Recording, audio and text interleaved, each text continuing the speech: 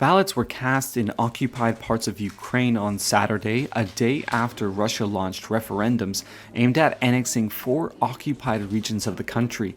The move drew condemnation from Kyiv and Western nations who dismissed the votes as a sham and pledged not to recognize their results. Ukrainian officials said people were banned from leaving some occupied areas until the 4-day vote was over, adding that armed groups were going into homes and employees were threatened with the sack if they did not participate. Reuters could not immediately verify reports of coercion. In Kyiv on Saturday, internally displaced people from Mariupol like Ole Sukov protested the vote. Сегодня референдум проходит в Мариуполе. Today a referendum is taking place in Mariupol. I'm strongly against it.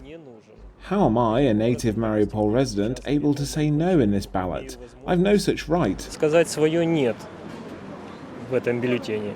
I consider myself a Mariupol resident, and I want Mariupol to be Ukraine.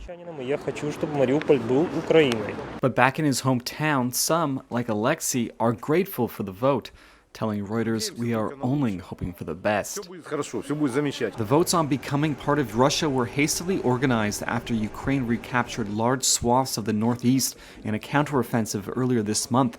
In his nightly address on Friday, Ukrainian President Volodymyr Zelensky condemned the referendums. Абсолютно справедливо світ відреагує і на псевдореферендуми. The world will react absolutely appropriately to the pseudo-referendums. They will be unequivocally condemned, and to the criminal mobilization which the occupiers are now trying to conduct in Crimea and other parts of Ukraine, which they are temporarily in control of.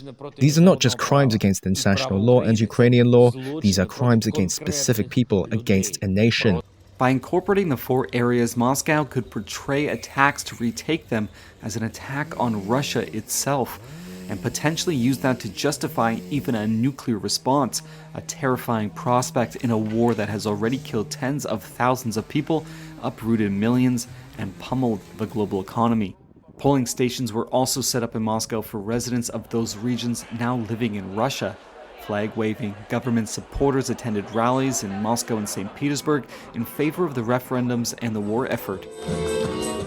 Ukraine, Western leaders, and the United Nations have slammed the votes as an illegitimate precursor to illegal annexation. There are no independent observers, and much of the pre-war population has fled.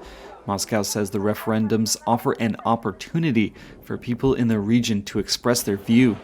Russian President Vladimir Putin maintains Russia's actions in Ukraine are aimed at carrying out a special military operation to demilitarize the country, rid it of dangerous nationalists, and defend Russia from Transatlantic Alliance, NATO.